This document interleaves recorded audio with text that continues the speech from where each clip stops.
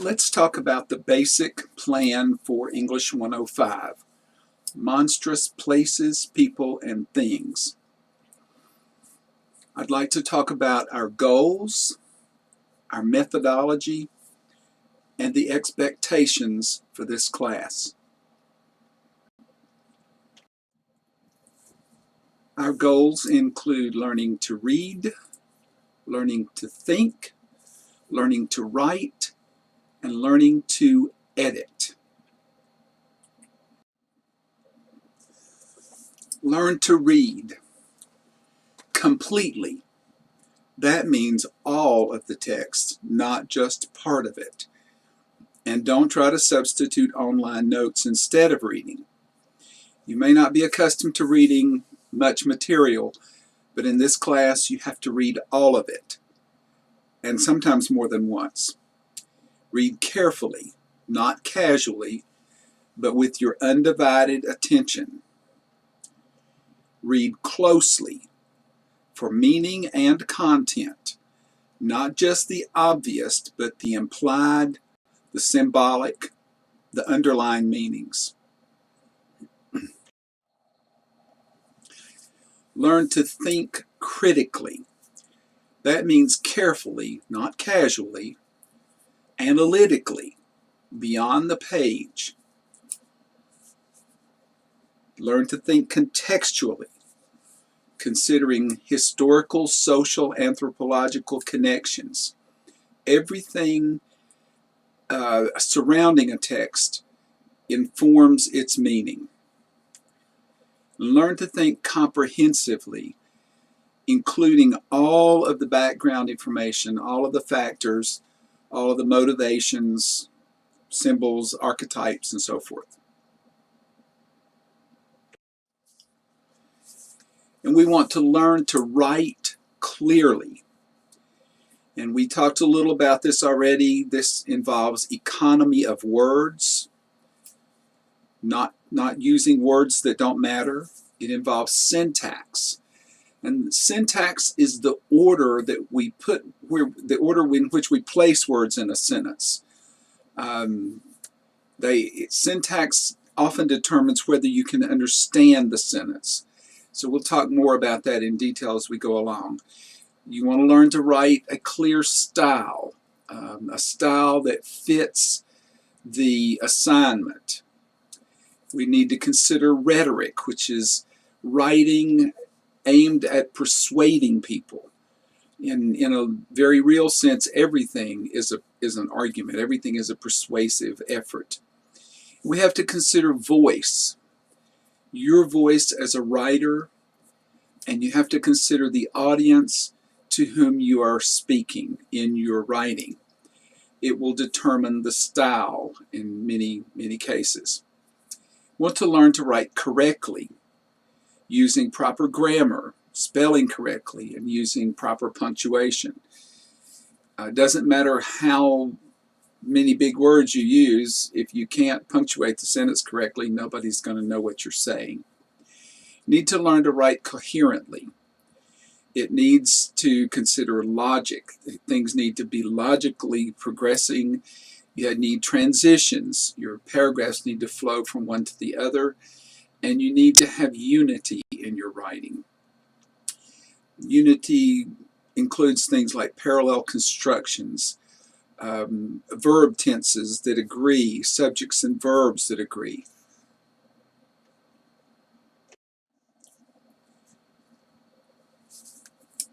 In writing, the first thing that we're going to do in this class is read.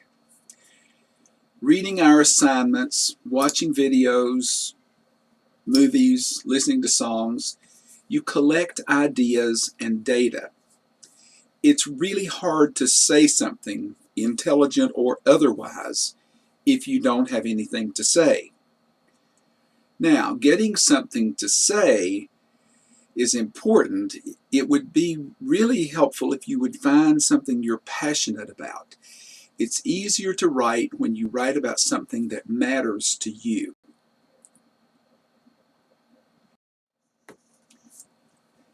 You will be able to gather information and data from the assignments that we work on during class. These will provide multiple subjects, different perspectives, for the readings, the songs, the videos, the movies. Everything we do in class should be considered as part of the gathering process for the writing in this semester. You can gather from our discussions. Don't underestimate the value of our class discussions. It's very important that you not only hear them, but that you also participate in them. Your peers in class will come up with ideas that I, as an instructor, will never think of on my own. They will come up with things that you have not thought of. You can come up with things that none of us have thought of. The discussions are very important. And then you will gather information from your research, from the research of others as you join the conversation among scholars.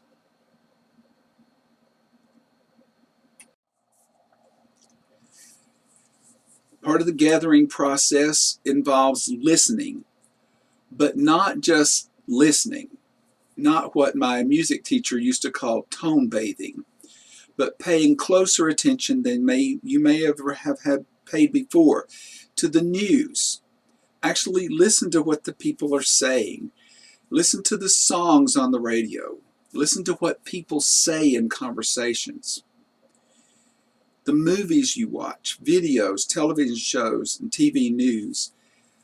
Pay attention to the images. Sometimes images are more revealing than the words. Sometimes the images don't match the words, and that can be very revealing. Sometimes the disconnect is very informing. I would suggest that you explore the use of Google Docs. It's a Google product. You have it as part of your Google Mail through Murray State. I can show you how to access that in class if you're not aware of it. You store your information in the cloud, and you can basically use it to add to your research wherever you are.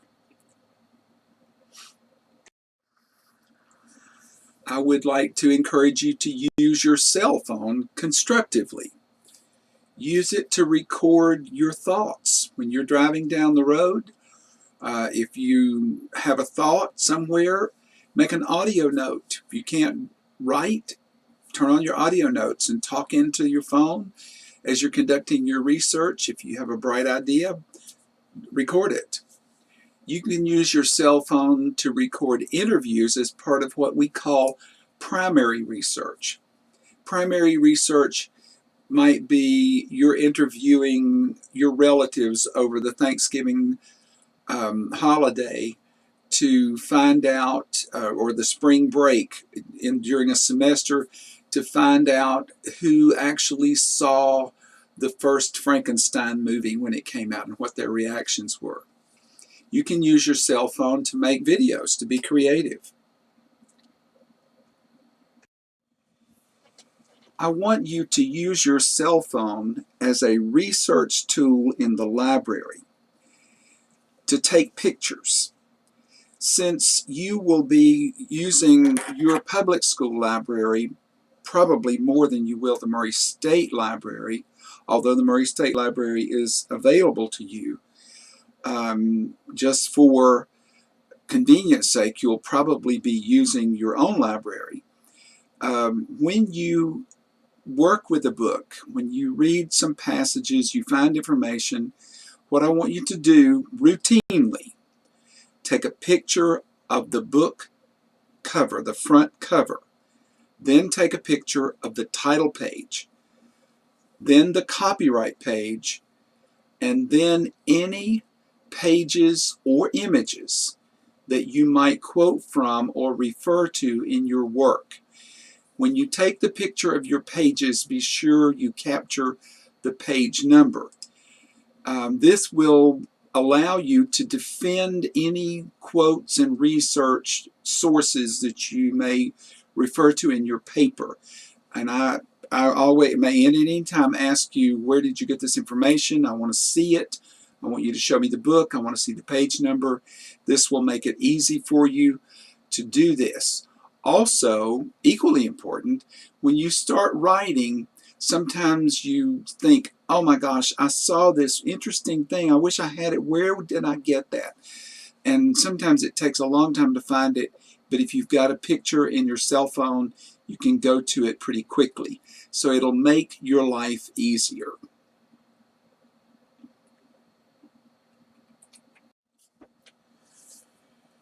The first thing in the writing process is to write. You have to start somewhere. Just do it. Start writing. Don't obsess over the first paragraph. We've already talked about this in class. It makes no sense to spend all day on the first paragraph when you can come back and write it later. Write what you can, then rest. Leave it alone for several hours or a day, then go back to it and see if what you've written makes any sense. If it doesn't, either throw it out and start over or fix it. When you write a paper, you present a roadmap to your audience, to your reader. We call it the introduction. You tell your reader where you're going in this paper. The journey is the body of your paper, and it should just follow the roadmap and arrive at the destination, which will be your concluding paragraph or 2 or 3 or whatever. In your conclusion, you tell your reader that you have arrived at the destination. Never say it. Just do it. Never begin your conclusion with, in conclusion. Just do it. Don't ever say it. Already discussed in class the possibility that you can write your introduction after you've written your paper. Whatever works for you.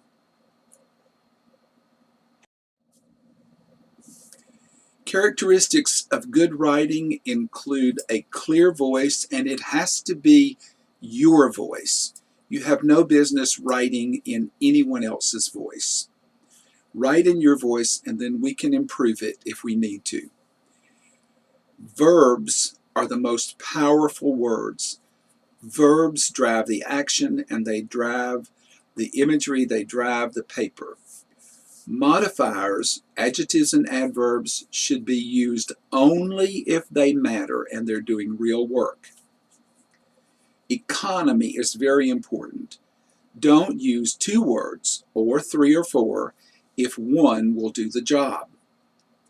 So after you've written, got it basically edited, then we go back and start weighing the value of each word, each phrase. Is it working? Is it doing anything? Is it contributing to the paper? If not, throw it out.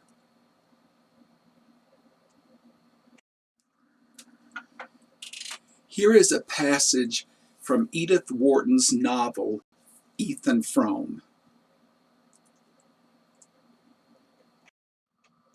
Take a look at the verb count.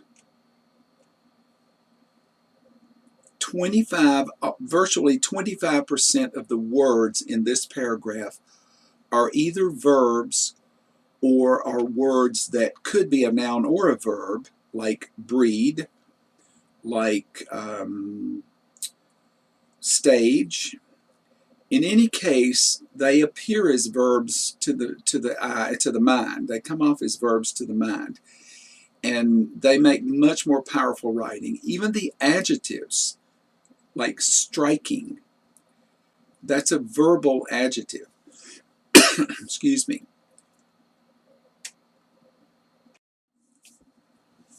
Characteristics of good writing also include no clutter. If it isn't doing any work, get rid of it. Clarity. Sentences need to read smoothly and be easily understood. It needs to be logical. The syntax needs to make sense. The word order should not always be subject, verb, predicate, but it shouldn't be so convoluted that your reader has to stop and read it again and say, wow, is there a verb in this sentence? Is there a subject here? I can't find it. Your structure adds to the logic of your writing, and your transitions help immensely. Each paragraph should flow smoothly to the next paragraph. And of course, good writing is edited, and it's edited as many times as it takes to do the job.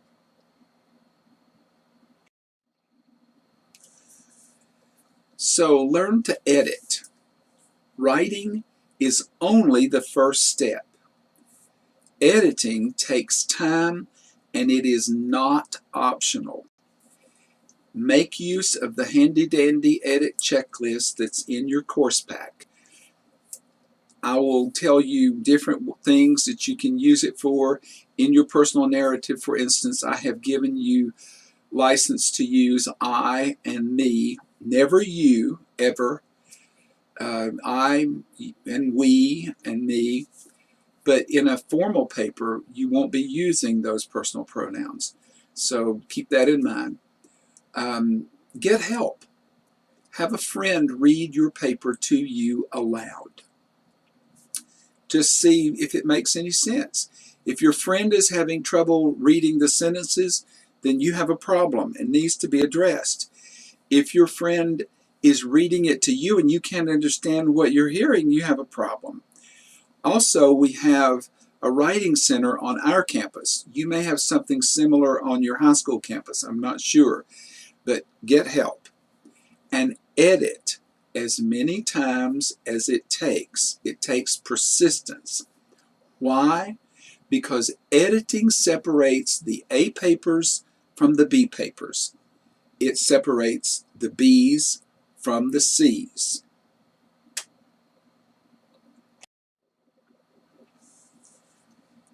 So here's the easy stuff. Sometimes students struggle and balk and carry on with this. These are the easy things. Formatting your paper is easy. Just look at the sample and pay attention. Make it a habit. 1-inch margins all the way around. Times New Roman 12-point font. Nothing else.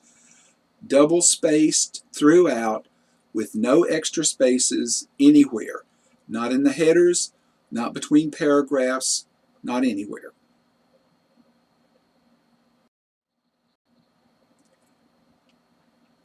So let's look at formatting your paper. Here's a paper with problems. If you get a paper back and it has X's in those areas, it's because you have an extra space. Extra space does not contribute to page count. If I ask for 4 pages and you're giving me all those extra spaces, it's not happening. The circle in the upper right-hand corner means that you don't have a page number and a running head. So let's look at how to fix this.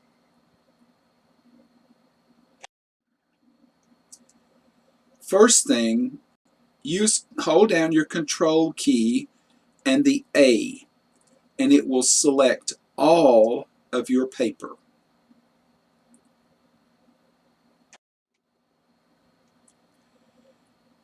Go to the drop-down menu under the paragraph heading. I have it circled here with a number 1.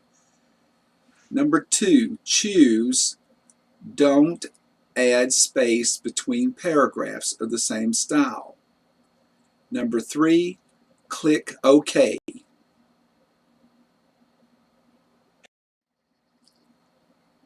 All of the extra spaces are gone from the paper with one operation.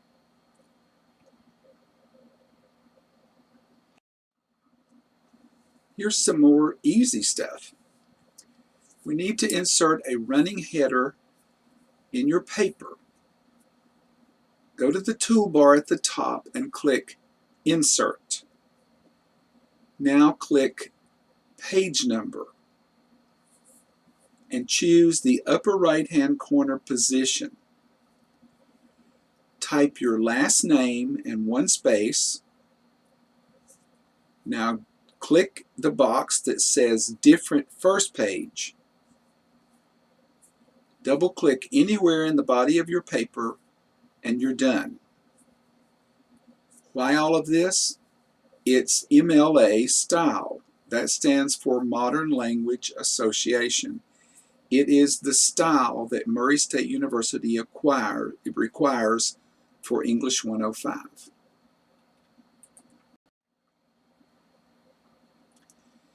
Here is a short video that I've made. It's a YouTube video. You can click on the purple link. It's live. It will show you how to insert the running head and page number. It should begin on page 2, should not appear on page 1. There's a little function in that drop-down box that says different first page. That will take care of that. Watch the video. And here is some more easy stuff. Academic honesty. Yes, honesty is part of the easy stuff. It's just telling the truth. Telling the truth is always easier than telling a lie. Because if you tell a lie, then you have to tell another lie to cover it up. And then you have to tell another lie to cover that one up. So it's always easier to just tell the truth.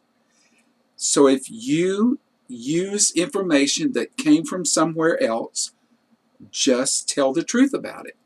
Cite your sources. This is not difficult. If they're not your ideas, just say so and give credit. It's perfectly acceptable to use other people's ideas. In fact, it's part of the scholarly conversation as long as you give them proper credit.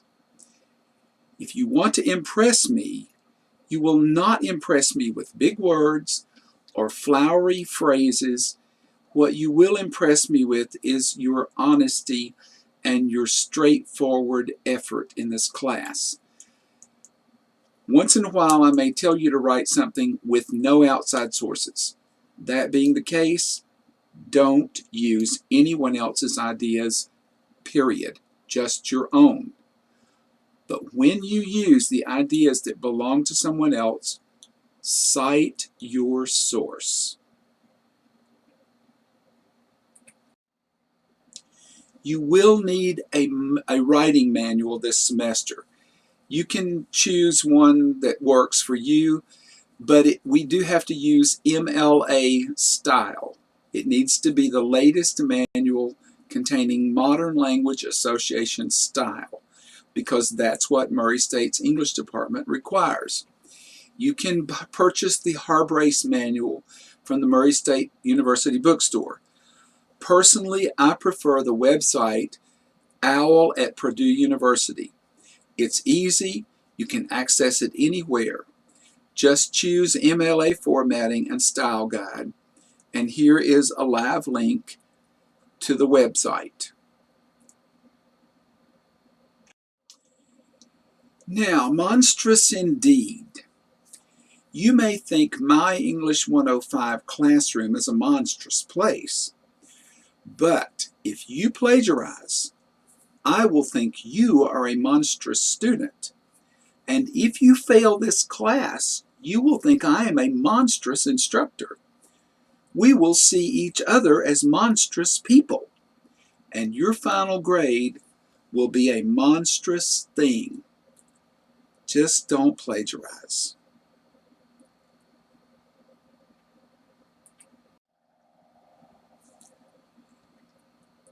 Thanks.